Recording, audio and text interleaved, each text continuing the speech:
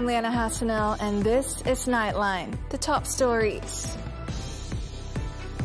Tsunami waves strike parts of Russia, Japan, and the US after 8.8 magnitude earthquake. And government scraps plan for high-value goods tax.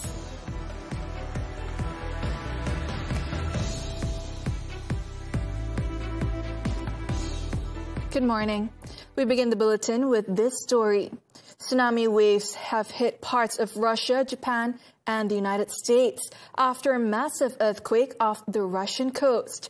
However, the danger appeared to be waning in some places, with the U.S. state of Hawaii and Japan downgrading their warnings.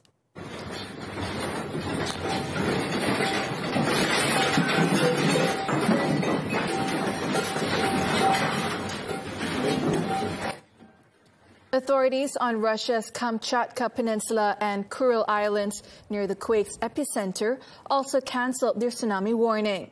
Earlier, in several Kurilsk on the northern Kuril Islands, located south of Kamchatka, tsunami waves surpassed 3 meters, with the highest reaching up to 5 meters. In Japan, waves reached up to 1.3 meters, with the first hitting the northern island of Hokkaido. Hawaii experienced waves as high as 1.7 meters, while parts of California, including Crescent City, Arena Cove, and Monterey, saw wave heights of up to 1.1 meters. Meanwhile, residents in parts of coastal Pacific, Asian, and Latin American areas remained ready for potential tsunami waves.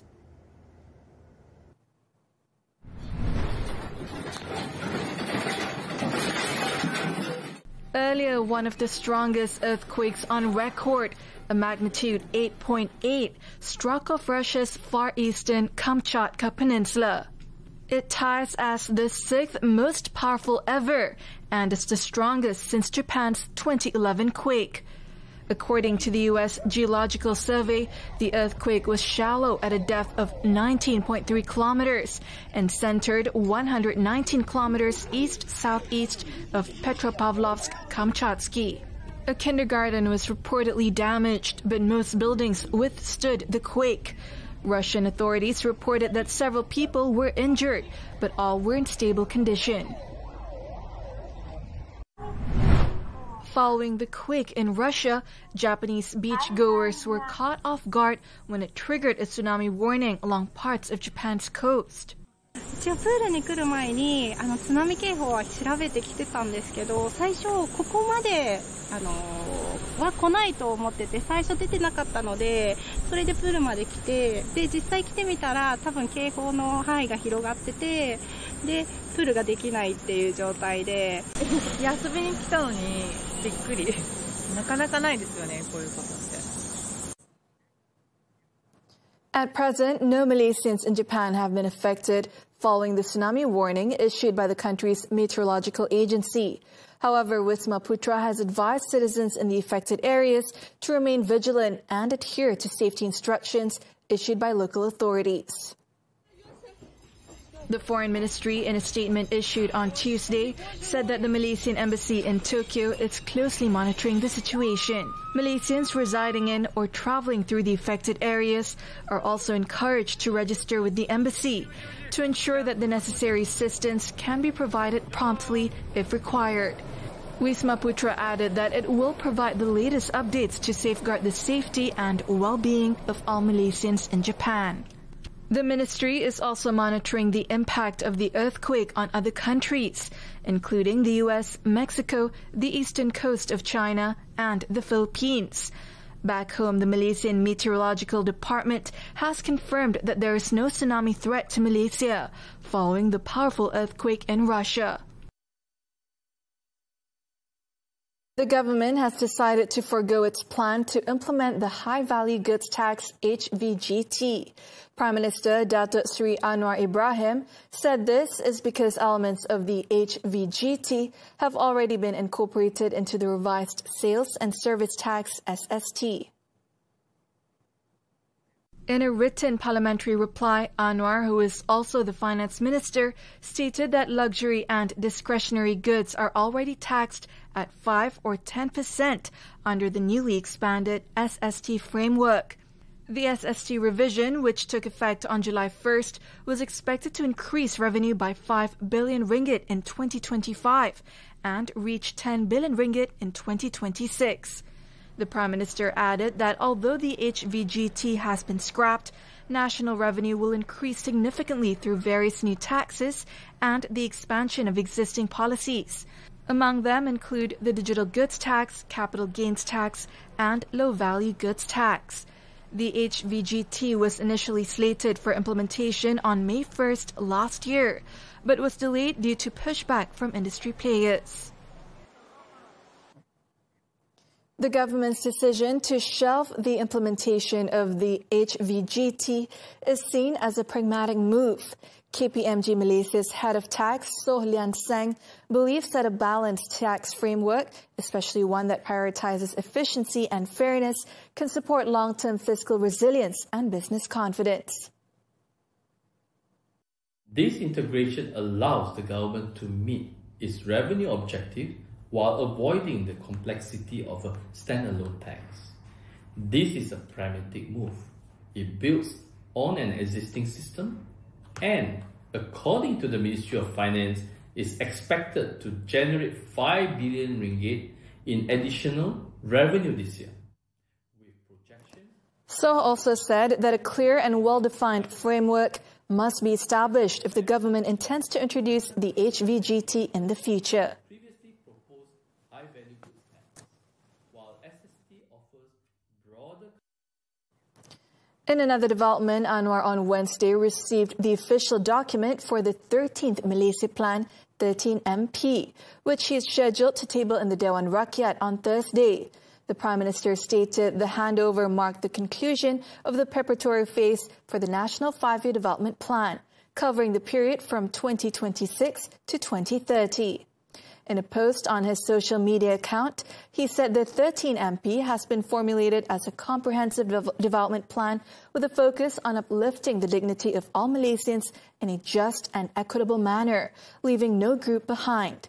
It also involved extensive engagement sessions with a broad range of stakeholders across various sectors, backgrounds and regions, including state governments, to ensure that the voices of the people are genuinely reflected in the nation's future planning.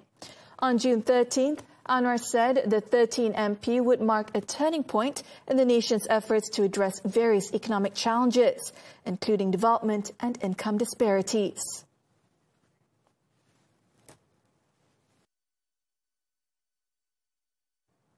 Amendments to the Education Act 1996, making secondary schooling compulsory, were passed in the Dewan Rakyat on Wednesday. The bill was debated for nearly 5 hours, with participation from 33 members of Parliament. The new provision, Section 32A, empowers the Education Minister to mandate secondary education through a gazetted order, requiring parents to enroll their Malaysian children in an educational institution for the full duration of their secondary schooling. In her winding-up speech, Education Minister Fadlina Siddiq clarified that registered institutions under any written law, including private and international schools, would be recognized.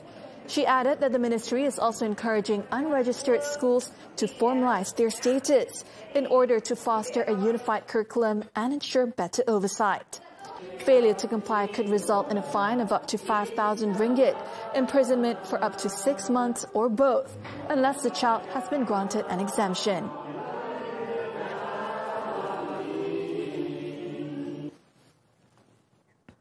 Moving on, a 14-year-old boy has been charged in the Kajang Magistrates Court with punching his secondary school teacher. The teenager pleaded guilty when the charge was read out by a court interpreter before Magistrate Fatin Dayana Jalil.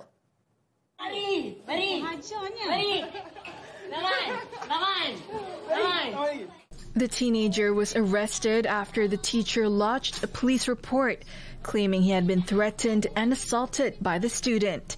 The incident gained widespread attention after a video of the incident went viral on social media. Court proceedings were held behind closed doors on Wednesday morning, as the boy is classified as a juvenile offender. The boy's parents were present in the courtroom. The student is accused of intentionally causing injury to a 29-year-old male teacher at a secondary school last Monday. He was charged under Section 323 of the Penal Code for voluntarily causing hurt. The court allowed the boy to be released on bail of 1,000 ringgit. The case has been set for mention on September 11th, pending a character assessment report from the Welfare Department before sentencing. Meanwhile, the boy's mother, in her 40s, told reporters that the accused is her only child and currently lives with her following her separation from his father. Meanwhile, Education Minister Fadlina Siddiq said the ministry is also focused on providing counselling and emotional support to the teacher involved in the incident. Kita akan bagi tumpuan khususnya untuk sesi kaunseling lah untuk guru juga kerana saya fikir sokongan kepada guru kita juga penting untuk kesejahteraan mereka. In another case, Fadlina confirmed that 4 students who were involved in a violent altercation at a secondary school in Kuala Lumpur have been suspended, while 14 others have been issued warning letters. The minister visited the school on Wednesday to obtain a full briefing on the matter, as well as the disciplinary action taken. The incident drew public attention after a video of the brawl went viral on social media. Fadlina said the suspended students will also be required to take part in a community service program supervised by the District Education Office. Counseling sessions are being arranged as part of an intervention plan to reform their behavior through the installation of core moral values. Fadlina stressed that the Education Ministry does not compromise when it comes to matters that threaten the safety of the school environment.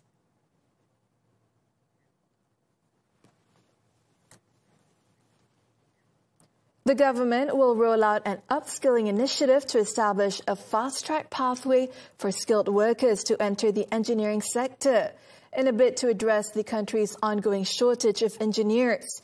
Deputy Prime Minister Datuk Seri Ahmad Zahid Hamidi said the initiative is expected to significantly increase the number of professional engineers within a short period, as the industry currently requires around 60,000 engineers annually. Jadi kita akan melakukan upskilling untuk mereka memasuki 6 universiti MTUN Malaysian Technical University Network sini dan ini adalah merupakan laluan singkat untuk mereka menjadi jurutera. He added that the program will be implemented in collaboration with the Malaysian Qualifications Agency MQA and the Department of Skills Development, DSD, to coordinate efforts towards establishing a unified accreditation system. He stressed that the move is not a compromise on quality, but rather a recognition of the existing experience and training already acquired by skilled workers. He explained that this approach is important to enable more local talent to contribute as professional engineers. Currently, Malaysia produces only 6,000 engineers annually.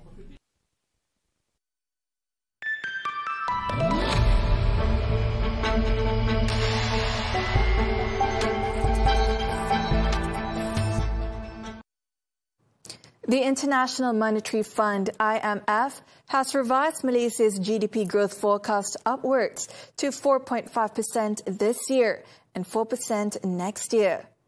In its latest World Economic Outlook update, the IMF said Malaysia's new projection is 0.4 percentage points higher than its April estimate, reflecting stronger than expected economic activity in the first half of the year.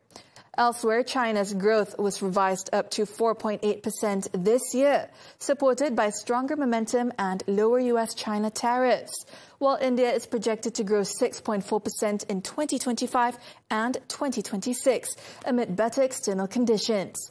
Despite global uncertainties, the IMF believes other countries should work to reduce policy unpredictability by promoting clear and transparent trade frameworks.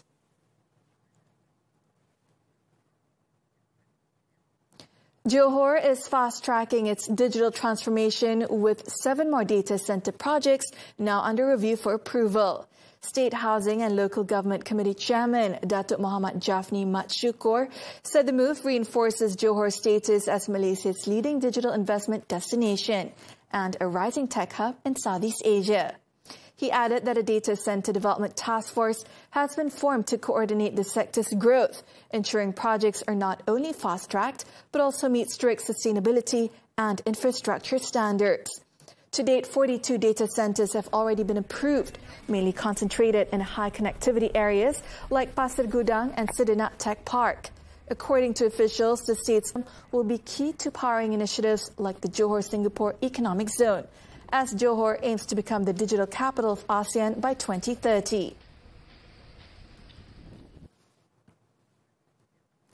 U.S. economic growth is expected to rebound in the second quarter, marking a temporary comeback driven by trade shifts, as companies moved quickly to avoid the impact of President Donald Trump's tariffs.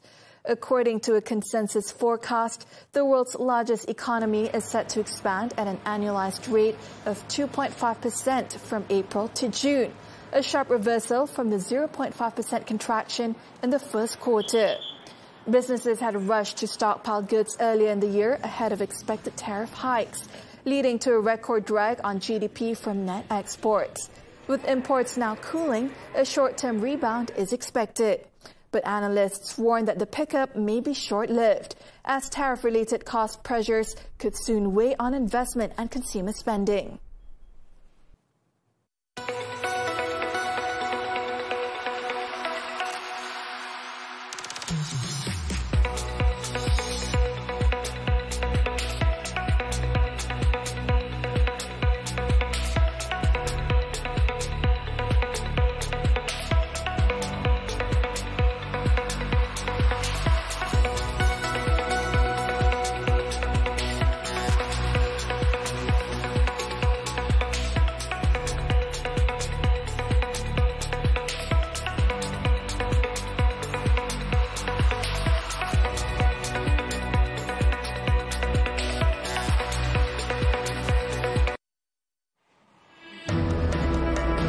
Online gambling syndicate busted. This and more from the local front after this breather.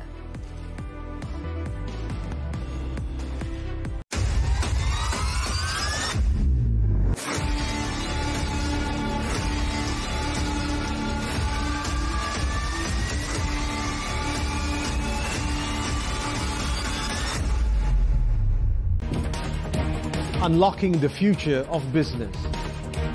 From industry evolutions to policy changes, we go beyond the headline. Deep insights, sharp analysis. Understanding the forces driving tomorrow's economy.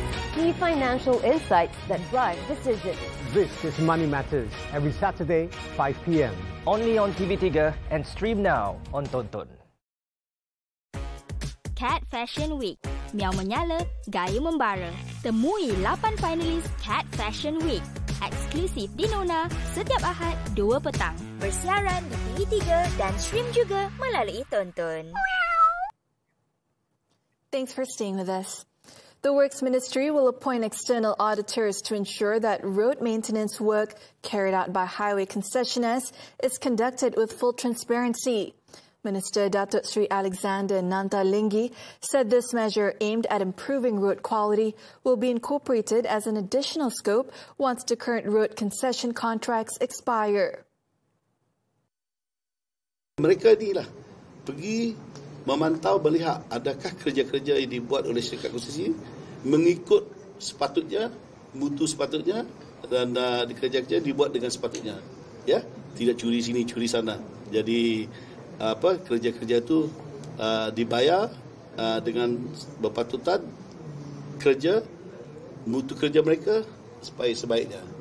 Nanta added this would mark the first time external auditing was introduced into the concessionaire system, adding that previous arrangements had limited oversight due to the absence of independent scrutiny. The minister said this to reporters after appearing on a podcast show at Balai Berita in Kuala Lumpur on Wednesday. Also present were Media Prima Berhad Group Chairman Datuk Sri Dr. Syed Hussein Al-Junid and Media Prima's News and Current Affairs Group Managing Editor Jasbant Singh. A total of 13 individuals, including 2 Chinese nationals and 3 women, were arrested after police raided an online gambling call center in the capital on Tuesday. Acting Kuala Lumpur Police Chief Datuk Muhammad Usuf Jan Muhammad said the call center, located on the 23rd floor of a commercial building, was operating under the guise of an office. Those arrested during the midday operation, codenamed Op Dadu, were found to be promoting online gambling services targeting the Indonesian market. Preliminary checks revealed the foreigners were using expired travel documents. Police believe the syndicate had been active since April, operating daily from 11 a.m. to 8 p.m., with each suspect receiving a monthly salary of between 3,000 and 4,000 ringgit. Among the items seized were 14 desktop computers, 2 laptops and 2 access cards. All suspects and seized items were later taken to the Dangwangi District Police Headquarters for further action. The case is being investigated under the Common Gaming Houses Act and Immigration Act. In Johor, a somber farewell was held on Wednesday morning for 6-year-old Atishant, who was later laid to rest in Bandar Sri Alam, Masai, following his tragic murder. Around 100 close friends and relatives gathered to pay their final respects. The funeral rites for Tishant began at 9 a.m. at his family's home on Jalan Rimbun. At 10:42 a.m., a multi-purpose vehicle, MPV, carrying his body left the residence for the Hindu crematorium on Jalan Kebun Teh, accompanied by a convoy of about 10 family vehicles. The cremation ceremony then commenced at midday. Tishant was reported missing from Taman Bukit Indah, Johor Bahru on July 24th, before his body was discovered buried in a remote area in Rampin, Negeri Sembilan last Monday. A post-mortem revealed that the child died from strangulation with a cable tie. Police have detained a 36-year-old suspect and are currently working to establish the motive behind the murder. Meanwhile, Tishant's mother is currently being treated at Sultan Ismail Hospital. She is believed to be suffering from trauma and depression as a result of grief and emotional distress. Cambodia-Thailand ceasefire holds after shaky start. The details when Nightline returns. Betul ke kau tak kenal aku? Aku Nading Ijaz, suami kau. Kita ni sama je. Engkau tu tak pernah hormat aku pun sebagai seorang suami dulu. Hana, you dah janji dengan I kan yang you akan berubah. Kau tak nak tanya aku? Aku suka dia ke tak? Engkau ni nak pergi office ke nak pergi mana? Engkau yang serah diri, bukan aku yang nak. Walaupun hidup aku ni hampir musnah di tangan dia, aku masih bersabar. Kalau dia ingat apa yang dia buat, bagus, senang kerja lo. Kenapa? Kau ada buat salah ke?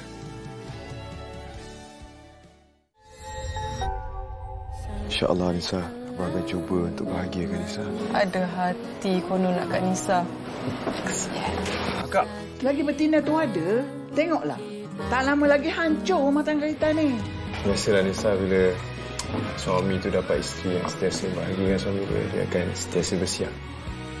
Aku dah warning kau kan? Jangan kacau bini orang, faham? Buat turun dan layan tonton sekarang. Semua favourite anda di sini.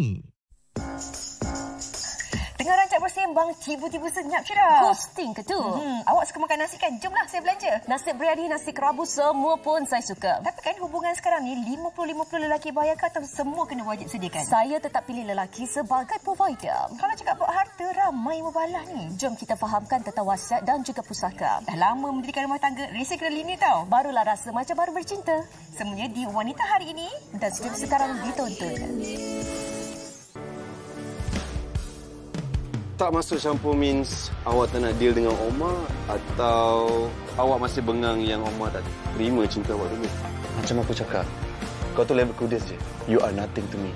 Kalau kita kahwin, Omar takkan berani kacau kita. Ya, awak boleh tak jangan merepek macam ni lagi? Aminah, think about it.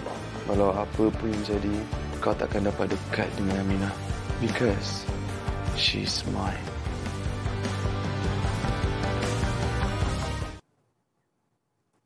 Onto the foreign front. A ceasefire between Thailand and Cambodia has been mainly holding as border tensions linger, with a truce agreement to end deadly clashes in effect.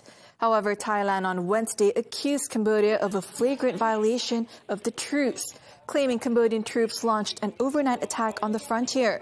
The Thai army reported exchanges of gunfire into Wednesday morning, but said there was no use of heavy artillery. Cambodia, however, rejected the allegations, saying it was committed to ceasefire and called for observers. The allegations come less than 2 days after both governments agreed to a ceasefire brokered in Malaysia, which came into effect at midnight on Monday.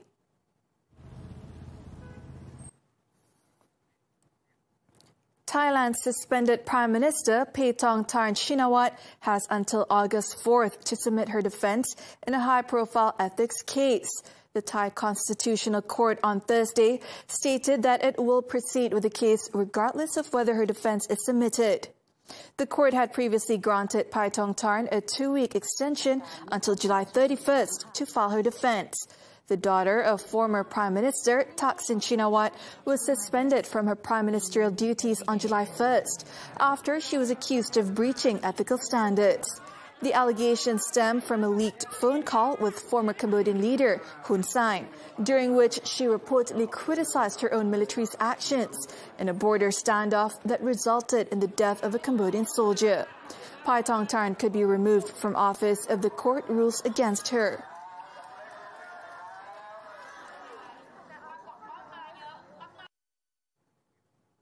The United Kingdom will recognize the state of Palestine by September. British Prime Minister Keir Starmer said on Tuesday that the recognition could come before the United Nations General Assembly, unless Israel agrees to a ceasefire, halts annexation plans in the occupied West Bank, and backs a two-state solution. I've always said that we will recognize a Palestinian state as a contribution to a proper peace process at the moment of maximum impact for the two-state solution. So today, as part of this process towards peace, I can confirm the UK will recognise the state of Palestine by the United Nations General Assembly in September. Starmer added that recognizing Palestine would be part of an 8-point peace plan the UK is developing with European partners.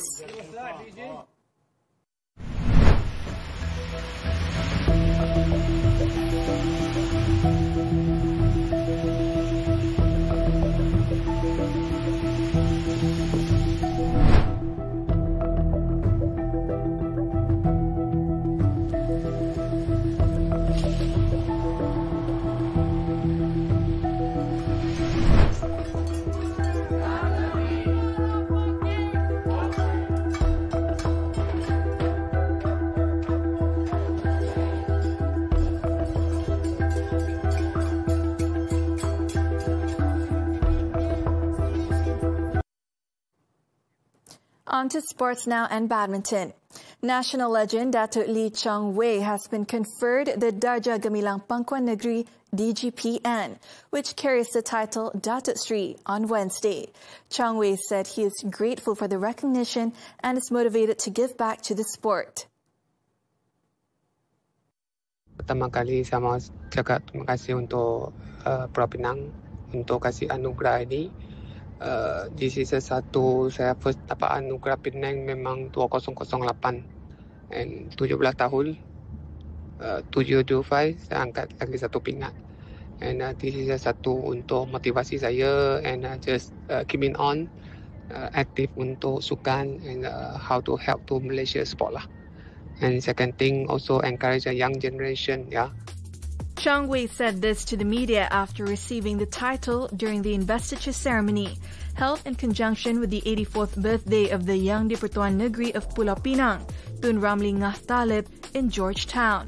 The Pulau Pinang native held the world #1 men's singles ranking for a total of 349 weeks, including an unbroken 199-week streak from August 21st, 2008 to June 14th, 2012.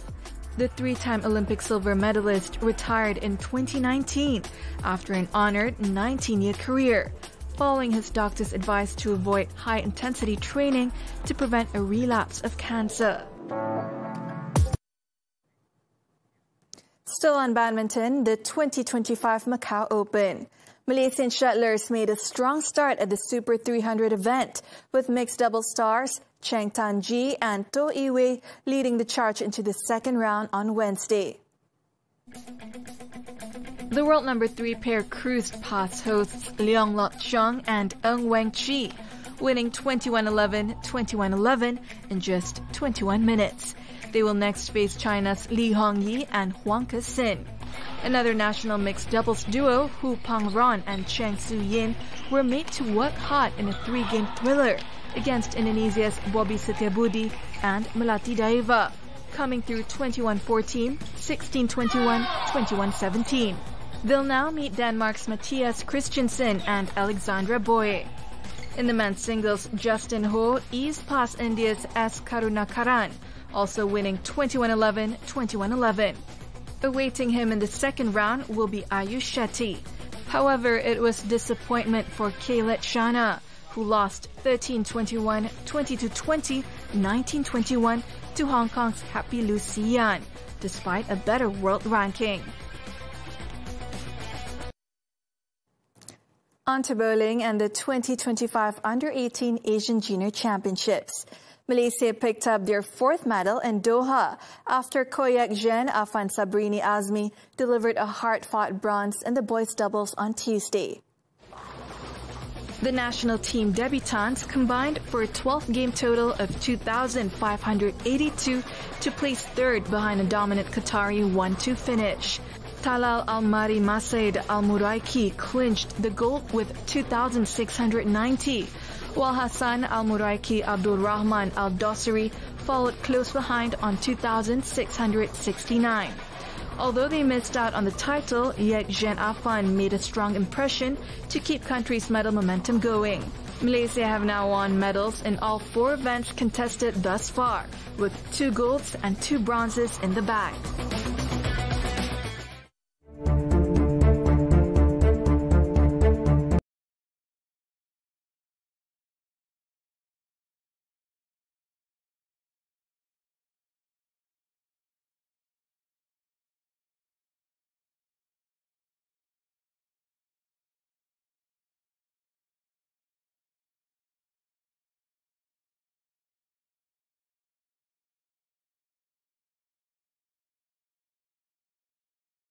That concludes Nightline this time around. Before we leave, let's take a look as tourists flock to the snow-covered Andes during Chile's southern winter, especially to Nevados de Chillán, a top ski resort known for its volcanic slopes and hot springs.